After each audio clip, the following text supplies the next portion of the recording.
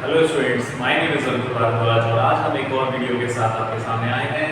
That is a lock in DBMS. जैसा कि हम लोगों ने प्रीवियस वीडियोस में काफ़ी टॉपिक हमारे डीबीएमएस से कवर अप कर लिए थे, transaction, asset property, state of transaction, schedule, उसके दोनों टाइप, कुछ हमने ये वैल्यूज पढ़ लिए। आज हम एक नया टॉपिक लेके आए हैं, that is the concept of lock in DBMS.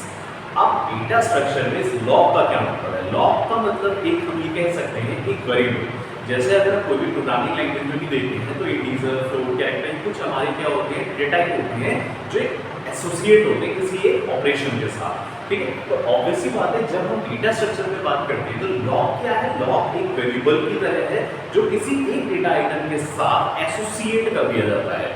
Associate का इन द सेंस यानी उससे हमें ये बात पता चलता है कि आखिरकार ट्रांजैक्शन में किस तरह के ऑपरेशंस परफॉर्म हो रहे हैं। क्या वो रीड ऑपरेशन परफॉर्म हो रहे हैं, क्या राइट ऑपरेशन परफॉर्म हो रहे हैं, क्या वो बोथ हो रहे हैं। तो ये हमें लॉकिंग कॉन्सेप्ट ही बताता है।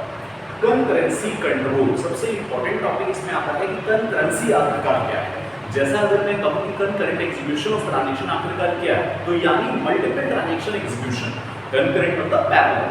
अगर हम पैरेलल ट्रांजैक्शन एग्जीक्यूशन की जब बात करते हैं तो क्यों? क्योंकि हमें थ्रूपुट बढ़ाना है। जैसा हमने अभी कुछ प्रीवियस वीडियोस में देखा था कि नॉन सीरियल शेड्यूल हमें यही बता रहा था कि नॉन सीरियल शेड्यूल्स में हमें मल्टीपल ट्रांजैक्शंस एग्जीक्यूट करने चाहिए, ना कि सीरियल ऑर्डर की तरह सीरियल शेड्यूल में एग्जीक्यूशन हो रहा था। ठीक है, तो हम ये कह सकते हैं कि इस कंकरेंसी को मेंटेन करने के लिए यानी मल्टीपल ट्रांजैक्शन जब एग्जीक्यूट होंगे तो इसको कंट्रोल करने के लिए यानी इस कॉन्सेप्ट को कह सकते हैं कि इसका आउटपुट सही आना चाहिए, एक्यूरेसी होनी चाहिए या डेटाबेस में कंसिस्टेंसी मैटर करे। तो इस चीज को कंट्रोल करने के लिए हमने एक कॉन्सेप्ट ये डेटाबेस में, that is called the locking concept. तो हम ये कह सकते हैं कि कंकरेंसी को कंट्रोल करना भी किसकी हेल्प से हम कर सकते हैं, that is the concept of lock. ठीक है, mechanism is called lock manager. आखिरकार डेटाबेस स्ट्रक्चर में आखिरकार ये जो लॉकिंग कॉन्सेप्ट है ये आखिरकार परफॉर्म कैसे होगा। तो ऑब्वियसली बात है किसी सिस्टम सॉफ्टवेयर की हेल्प से हम जैसे एसक्यूएल और कर लेते जो भी हमारे डेटाबेस सॉफ्टवेयर है वहां पर जो हमारा सिस्टम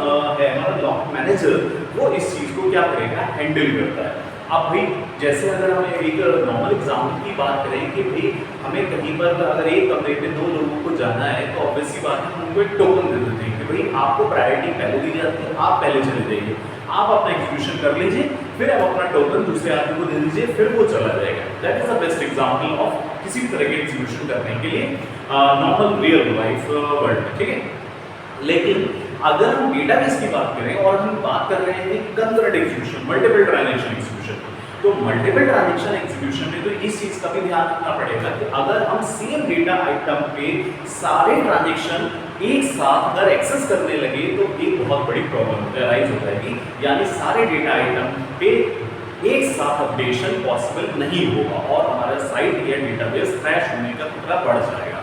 ठीक है, तो हम ये जो लॉकिंग मैनेजर है, लॉकिंग मैनेजर का काम ही है कि ये जो हमारा जो मोड सिस्टम है, जो हम बाद में पढ़ेंगे कि लॉकिंग मोड सिस्टम को किस तरह से मैनेज करना है, कि किसको कौन सा मोड अप्लाई कराना है, किसको कौन सा मोड डिनाई कराना है। ठीक है, data structure used in log table, यानी अगर हम लॉकिंग की बात करें, इस लॉक मैनेजर का जो डेटा स्ट्रक्चर मैकेनिज्म है वो किस स्ट्रक्चर में फॉलो होता है।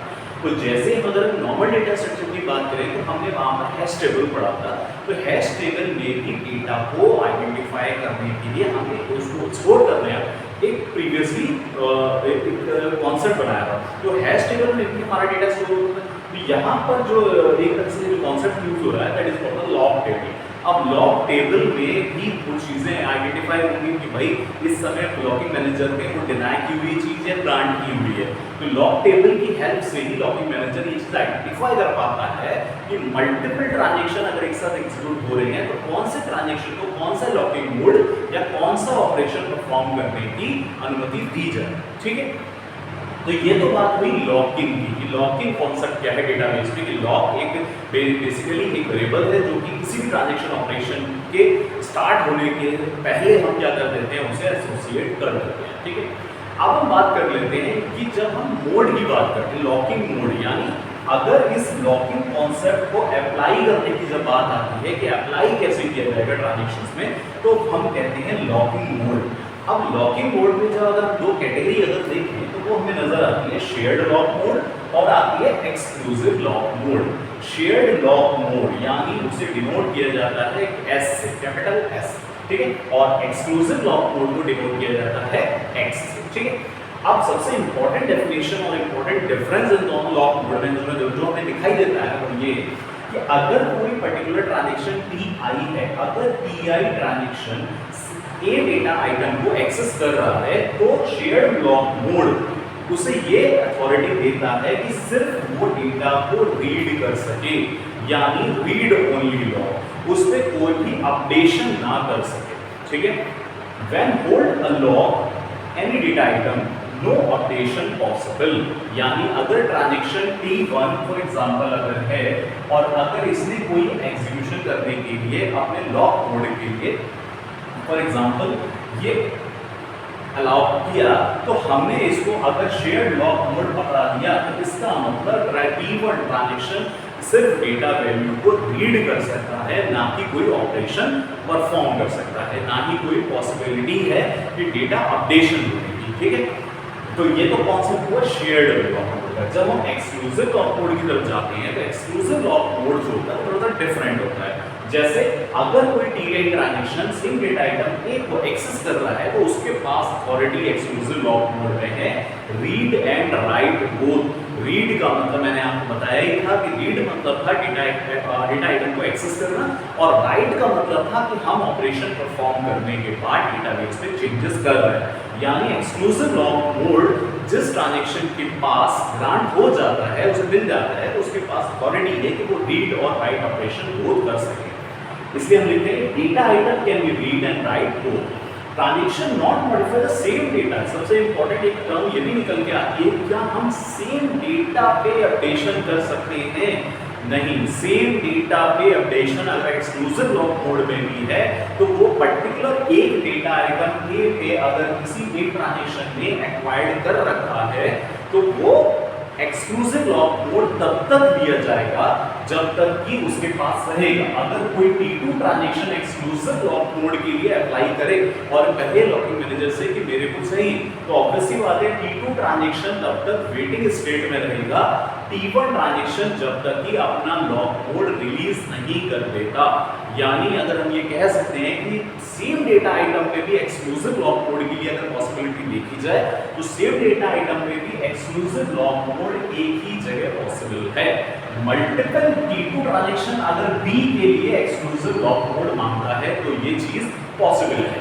तो सबसे मेन डिफरेंस अगर हम देखना चाहते हैं शेयर्ड और एक्सक्लूसिव लॉक मोड में, तो हमें ये याद होना चाहिए कि शेयर्ड लॉक मोड का मतलब है that is only the read operation, और एक्सक्लूसिव लॉक मोड का जो मेन कॉन्सेप्ट है वो that is called the read and write operation. ठीक है, तो मेरे ख्याल से आपको ये टॉपिक बहुत इजीली समझ में आ गया होगा कि लॉकिंग इन डीबीएमएस आखिरकार है। ठीक है, अब हम आने वाली वीडियोस में जो हम एक नेक्स्ट टॉपिक पढ़ेंगे उनके प्रोटोकॉल, जो हम कहते हैं लॉग बेस्ड प्रोटोकॉल। जैसा कि हम लोग को पता ही है कि प्रोटोकॉल अगर एक जनरल वे में बोला जाता है तो प्रोटोकॉल का मतलब है सेट ऑफ रूल्स जो कि किसी इंस्ट्रक्शन को फॉलो कराने में हेल्प करे। ठीक है, तो आगे चल के हम किसी एक पर्टिकुलर प्रोटोकॉल को पकड़ेंगे और एक एक करके हम उसको स्टडी करेंगे। ठीक है, तो okay, thank you very much.